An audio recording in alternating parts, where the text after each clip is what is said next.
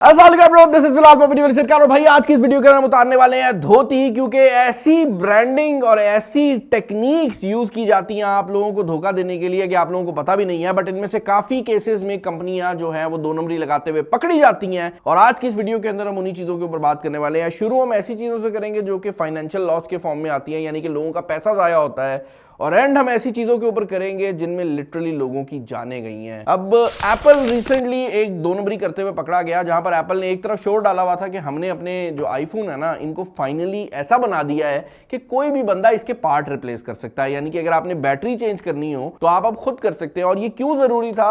Apple को European union ने force किया, क्योंकि एप्पल मजबूर कर देता था आप लोगों को कि एक टाइम के बाद मोबाइल फोन जाया हो जाते थे, और आप जब इनके अंदर पार्ट्स लगाते थे तो उसके भी इश्यूज आते थे। तो इस चीज को मजबूरी में एप्पल ने किया कि अब पार्ट्स डालना आसान कर दिया। लेकिन एप्पल ने एक और दो नंबरी लगाई, जिसके बाद उनके ऊपर अब नया केस खुल गया है। और वो दो नंबरी ये है कि अगर आप एप्पल के अंदर ओरिजिनल पार्ट्स यूज नहीं करते, यानी कि आप एप्पल की अपनी बनी हुई स्क्रीन यूज नहीं कर रहे, आप एप्पल की अपनी बनी हुई बैटरी यूज नहीं कर रहे, तो आपके फीचर डिसेबल हो जाएंगे। एप्पल ने सॉफ्टवेयर के अंदर ऐसी ट्रिक डाल दी है जहां पर अगर आप ओरिजिनल स्क्रीन यूज नहीं करते तो ट्रू टोन डिस्प्ले नहीं चलेगा, अगर आप बैक ओरिजिनल नहीं यूज कर ले तो वायरलेस चार्जिंग नहीं चलेगी। और इस चीज पर एप्पल लोगों को मजबूर कर रहा है कि एक स्क्रीन जो कि मार्केट के अंदर $20 की है, वो $80 में या $120 में एप्पल से खरीदी जाए, क्योंकि एप्पल चलने ही नहीं देगा $20 वाली स्क्रीन को, इवन दो स्क्रीन की क्वालिटी काफी हद तक सिमिलर हो एप्पल की अपनी स्क्रीन से। यहां पर यह बात भी ऐड करना बहुत ज्यादा जरूरी है कि ये चीज इसलिए भी सिनिस्टर हो जाती है कि सेम फैक्ट्री में बनी हुई स्क्रीनें अगर कोई और कंपनी लगा रही है तो एप्पल उसको ओरिजिनल नहीं कंसिडर करता और उसमें वो फीचर डिसेबल हो जाते हैं। उसी फैक्ट्री में सेम स्क्रीन अगर एप्पल ने बनाई है तो वो ठीक है। और यही वजह है कि जब एप्पल इस चीज में पकड़ा गया है तो उनके ऊपर एक नया केस जो है वो सामने आ गया है। बट उबर वाले बहुत अकलमंद हैं, उबर वालों के ऊपर केस ना बने उसके लिए उन्होंने एक सॉफ्टवेयर बना दी। ग्रेबॉल के नाम से उनका एक प्रोजेक्ट था। पूरी दुनिया के अंदर उबर को जो है वो लाइसेंस लेना पड़ता है ऑपरेट करने के लिए। आपको पता है जब ये राइड हेलिंग सर्विसेज आती हैं तो इन्हें पाकिस्तान में भी लाइसेंस लिया था। बट जिन मुल्कों में, जिन इलाकों में इनको लाइसेंस नहीं मिलता था, ये करते क्या थे, ये उस इलाके के जितने भी पॉलिटिशियंस हैं, जितने भी गवर्नमेंट के लोग हैं, उनके नंबर निकालते थे और उसको अपने एक खास सिस्टम ग्रेबॉल के अंदर डाल देते थे। अब ये बंदा जब भी उबर कॉल करता था तो इसको ऐसे ही लगता था कि भाई यहां पर तो उबर की सर्विस अवेलेबल नहीं है। लेकिन एक आम बंदा जब उबर बुलाता था तो आ जाती थी। और ये कोई 2-3 साल ये स्कैम चलाते गए हैं, पकड़े भी नहीं गए। मतलब उन इलाकों में जहां पर उबर गवर्नमेंट को लग रहा था कि चल नहीं रही, वहां उबर चलती रही है। ये तो जब पकड़े गए हैं तो इसके बाद इनको काफी ज्यादा जो है वो फाइन भरना पड़ा है। और वो पकड़े भी इसलिए गए कि कुछ डॉक्यूमेंट्स जो थे वो लीक आउट हो गए थे। अब अगर आपको ऐसा लग रहा है कि एप्पल ही वाहिद कंपनी है जो कि दो नंबरी लगाती है, तो भाई सैमसंग की आपने वो चांद वाली तस्वीरें देखी हैं? अगर मैं आपको ये बताऊं कि सैमसंग के अंदर जूम करके जितनी भी मून पिक्स आप देखते रहे हैं वो असल में आपके मोबाइल फोन से रिकॉर्डेड तस्वीरें नहीं है, वो असल में ऑलरेडी प्री लोडेड तस्वीरें हैं जो कि सैमसंग के फोन के अंदर मौजूद थी। और जब भी आप चांद की तस्वीर खींचने जाते थे वो उन तस्वीरों से उस तस्वीर को रिप्लेस कर देती थी। एसेंशियली आपके मोबाइल फोन पे आपको तो ऐसे ही लग रहा होता था कि चांद की तस्वीर आप खुद खींच रहे हैं, जबकि असल रियलिटी ये थी कि चांद की ऑलरेडी खिंची हुई तस्वीरें आपके मोबाइल फोन के अंदर मौजूद थी और उन्हीं को जो है वो सैमसंग यूज करता रहा है। इसका अंदाजा आप यहां से लगा सकते हैं कि अगर आप किसी व्हाइट बल्ब के ऊपर ज्यादा जूम करते हैं तो वो उसको भी चांद बना देता है। लेकिन मोबाइल फोन के ऊपर दो नंबरी लगाने का तरीकेकार यहां से शुरू नहीं हुआ। नोकिया लूमिया पकड़ा गया था सबसे पहली बार जब अपने मोबाइल फोन की प्रमोशन के अंदर उन्होंने कहा था कि हमने ऑप्टिकल इमेज स्टेबलाइजेशन डाली है। ये वो टाइम था जब मोबाइल फोन की फुटेज बहुत शेकी आया करती थी और नोकिया वालों ने कहा कि भाई हमने इसके अंदर OIS डाल दिया और उसके बाद अब हमें बिल्कुल भी झटके नहीं मिलेंगे। पकड़े कहां से गए भाई? जो इश्तिहार बनाकर ये अपनी OIS को प्रमोट कर रहे थे उसी इश्तिहार में एक बड़ा कैमरा नजर आ गया और लोगों को पता लग गया कि ये जो पूरी फुटेज जो लोग क्लेम कर रहे थे कि OIS से बनी हुई है, वो ना सिर्फ उसके अंदर जो स्टेबलाइजेशन वाला पार्ट है नोकिया का अपना नहीं है, बल्कि वो पूरी वीडियो ही नोकिया के फोन पे रिकॉर्डेड नहीं थी, वो एक कैमरा पे रिकॉर्डेड थी। इससे बेहतर था अगर आपने सिर्फ OIS की दो नंबरी लगानी है, कोई गिम्बल ले लेते और उसमें लगा लेते, चलो एटलीस्ट ये तो होता कि ऑप्टिकल इमेज स्टेबलाइजेशन नहीं है। आपने तो बिल्कुल ही दो नंबरी लगा दी और उस टाइम पे ऑलरेडी नोकिया के हालात काफी बुरे जा रहे थे। बाकी आपको पता ही है क्या बना। अब भाई हम वीडियो के उस पॉइंट पे जाने लगे हैं जहां पर लोगों के नुकसानात जरा ज्यादा हुए हैं और इसके अंदर पहली चीज जो है वो फेसबुक का ओनावा प्रोजेक्ट है। फेसबुक ने एक VPN कंपनी को एक्वायर किया जो कि बेसिकली कुछ डेटा भी जो थी वो स्टोर किया करती थी। अब सुनने में तो ये लगता है कि VPN आपका प्राइवेसी टूल है और ये बना इसलिए होता है कि जो लोग ये नहीं चाहते कि उनकी इंफॉर्मेशन इंटरनेट पर जाए वो VPN को लगा लें। बट रियलिटी ये थी कि फेसबुक का ये वीपीएन आपकी नॉर्मल एप्लीकेशन से भी ज्यादा डेटा स्टोर करता था। इनफैक्ट इसका एक ही मकसद था और वो मकसद ये था कि ये वो इंफॉर्मेशन कलेक्ट कर सके जो कि आप दूसरी सोशल मीडिया एप्स पे कर रहे हैं। फॉर एग्जांपल अगर आप स्नैपचैट यूज कर रहे हैं तो इस वीपीएन के थ्रू यूज करने पर वो सारी रिकॉर्डिंग्स फेसबुक तक चली जाती थी और फेसबुक को पता लग जाता था कि कौन सा यूजर किस एप्लीकेशन के ऊपर ज्यादा ट्रैकिंग टाइम दे रहा है, और उसकी बेस पे वो जो कंपेटिटर्स थे उनको गिराने की भी कोशिश करते थे। पकड़े गए और अगेन काफी सारा फाइन हुआ। आपने ये तो सुना होगा कि अगर आप अपने एप्पल के आईफोन को अपग्रेड करते हैं, उसकी सॉफ्टवेयर को अपडेट करते हैं तो मोबाइल फोन स्लो हो जाएगा, और लोग ये सोचते थे कि भाई शायद ये इसलिए हो रहा है कि सॉफ्टवेयर आने वाले जो सॉफ्टवेयर है वो भारी हो जाती है।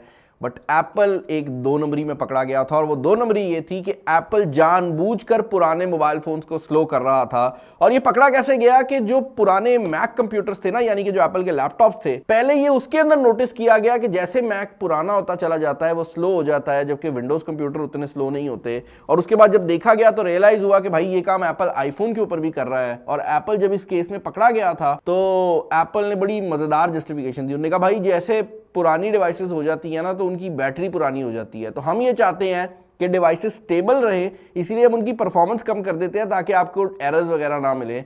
लेकिन जो कोर्ट था उसने इस जस्टिफिकेशन को बिल्कुल नहीं एक्सेप्ट किया, और यही वजह थी कि एप्पल को तकरीबन $4 बिलियन का अब तक का जो लॉस है वो इस सारे केस में बर्दाश्त करना पड़ा है। ऑल्दो माना यह जाता है कि एप्पल अभी भी मोबाइल फोन्स को स्लो डाउन करता है, बट अब आपके पास ऑप्शन जरूर है कि आप बैटरी में जाकर, अगर आपकी बैटरी पुरानी हो गई है तो उस चीज को खत्म भी कर सकते हैं। और अगर आपको ये मसला आ रहा होगा तो एप्पल एटलीस्ट आपको बताएगा जरूर कि भाई आपका मोबाइल फोन स्लो इसलिए हो रहा है क्योंकि आपकी बैटरी पुरानी है, और अगर आप बैटरी नहीं लगवा लेंगे तो आपकी चीजें बेहतर हो सकती हैं। वो वक्त याद है जब हम लोग गेम्स या फिर अगर आप बात करें सॉफ्टवेयर डीवीडीज वगैरह के ऊपर लेकर आया करते थे। वेल ये वही टाइम है जब सोनी के गाने भी जो थे वो डीवीडीज और सीडीज के ऊपर रिलीज हुआ करते थे, और सोनी ये चाहता था कि कोई भी बंदा इन गानों को कॉपी ना कर सके, इन गेम्स को कॉपी ना कर सके। तो सोनी ने क्या किया, सोनी ने एक वायरस बनाया जिसको सोनी ने इन सब सीडीज के ऊपर डाल दिया। आप जैसे ही सोनी की ओरिजिनल सीडी अपने कंप्यूटर के अंदर डालते थे, ये वायरस जाकर विंडोज की फाइल्स को खराब कर देता था, और उसके बाद आप कोई भी सोनी की सीडी जब डालते थे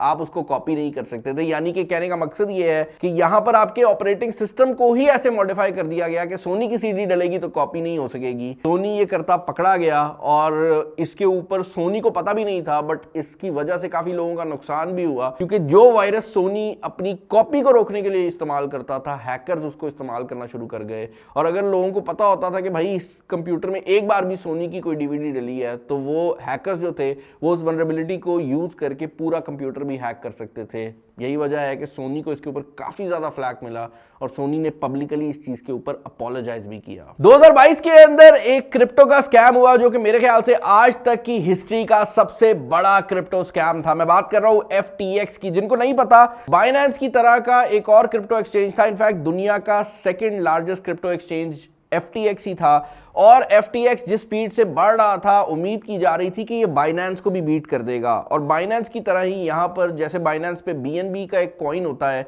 इनका अपना एक कॉइन था जो कि ऊपर चला जा रहा था और लोग उसमें इन्वेस्टमेंट भी कर रहे थे। पता ये लगा कि जब आप इनके FTX के प्लेटफॉर्म पे जाकर कोई पैसे लगाते थे तो वो पैसे उस एक्सचेंज के अकाउंट में जाने के बजाय एक और कंपनी थी अल्केमिडा रिसर्च के नाम से जिसके अकाउंट में जाती थी, और इस पैसे को वो दूसरी जगह पर इन्वेस्ट कर रहे थे।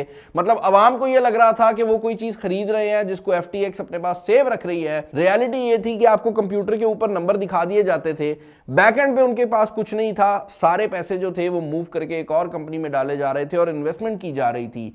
प्रॉब्लम तब बनी जब ये इन्वेस्टमेंट्स भी पकड़ी जाने लग गई और बिटकॉइन की प्राइसिंग भी कम होने लग गई, तो ये चीज रिवील हुई और लोगों ने अपने पैसे निकालना शुरू कर दिए। अब क्योंकि ये पैसे इन्वेस्टेड थे और डिफरेंट जगहों पर लगे हुए थे, निकाले जा नहीं सकते थे, तो इनके पास देने के लिए पैसे ही नहीं थे, और उसके बाद इन पे बहुत बड़ी इंक्वायरी चली और वो बंदा आज भी जेल में है। मोबाइल मार्केट का आज तक का सबसे बड़ा स्कैम मैं कहूंगा फ्रीडम 251 था। इंडिया के अंदर एक मोबाइल फोन लॉन्च किया गया जिसका प्राइस टैग 251 रुपीज रखा गया, यानी कि तकरीबन 250 रुपए के अंदर एक स्मार्टफोन प्रॉमिस किया गया, और millions and millions of users ने इसके ऊपर रजिस्टर किया, यानी कि तकरीबन लाखों लोग जो थे वो इसके ऊपर रजिस्टर कर गए। सबने 250 रुपया दिए। पता ये लगा कि पहली बात तो ये जो फोन था ये फ्रीडम 251 कंपनी का अपना फोन था भी नहीं, ये कोई चाइनीज कंपनी का फोन था जो वो दिखा रहे थे।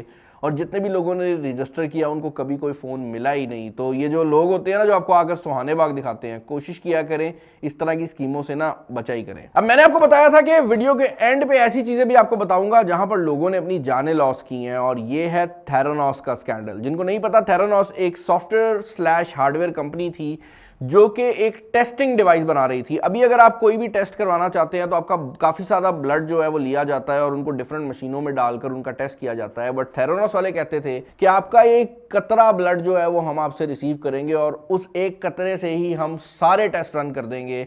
बेसिकली आपके शुगर लेवल से लेकर आपके जितने भी मेडिकल टेस्ट है वो इस एक सैंपल से हो जाएंगे। पता ये लगा कि थेरानोस ना सिर्फ इस तरह की कोई टेक्नोलॉजी को लेकर नहीं आ सका था, बल्कि इस टेक्नोलॉजी को ना होने की वजह से जब लोग अपना टेस्ट इनको दिया करते थे तो ये फेक रिजल्ट प्रोवाइड कर देते थे, जिसकी वजह से काफ़ी लोगों की जो ट्रीटमेंट थी वो भी ख़राब हुई। आप खुद ही सोचे ना, आप डॉक्टर को चेक करने के लिए दें कि मेरे ब्लड शुगर का लेवल क्या है, वो आपको कहे आपका जो है ना शुगर बिल्कुल ठीक है, और पता आपको ये लगे कि आपकी शुगर शूट की हुई है और बाद में उस वजह से जो डेथ्स हैं वो भी हो सकती हैं। इन पे काफ़ी ज़्यादा केस हुआ, और अगेन क्योंकि ये मेडिकली जो था वो काफ़ी ख़राब चीज़ थी, तो वो केसेस आज भी जो हैं वो काफ़ी ज़्यादा जगह पर पढ़ाए जाते हैं। एंड ऑब्वियसली जो को फाउंडर थी एलिजाबेथ होम्स, जो कि अपने आप को स्टीव जॉब्स जैसा बनाना चाहती थी, वो भाई अंदर है। भाई फाइनली सबसे बड़ा स्कैम, ईवल चीज़ जो कि हुई वो बोइंग 737 मैक्स जहाज़ का था। जिनको नहीं पता भाई, रिसेंट टाइम के अंदर 737 मैक्स नाम का एक मॉडल था बोइंग कंपनी का, जो कि फॉर सम वियर्ड रीज़न एकदम क्रैश करने लग गया। यानी कि इतनी ज़्यादा क्रैशेज होने लग गए कि तकरीबन 800-900 बंदा फौत हो गया, लाइक डिफरेंट क्रैशेस के अंदर। और उसके बाद ये पता लगा कि कंपनी को पता था कि उनका जो एविएशन का सॉफ्टवेयर है उसमें मसला है, और जहाज़ अगर तेज़ी से नीचे की तरफ आता था तो वो उसको एकदम बिल्कुल ही ऊपर उठा देता था, और उसकी वजह से ये क्रैशेस हो रहे थे। बोइंग जब इस चीज़ को पता लगा तो बोइंग के शेयर्स भी काफ़ी हद तक गिर गए, और ये वाहिद कंपनी है जिसकी वजह से इतने लोग मरे भी, लेकिन ये कंपनी बंद नहीं हो सकी, क्योंकि पूरी दुनिया के अंदर दो ही बड़ी जहाज़ों की कंपनी है, एक एयरबस और एक बोइंग। तो हमारे पास कोई ऑप्शन ही नहीं थी, और पूरी दुनिया में आज भी बोइंग के जहाज़ चल रहे हैं।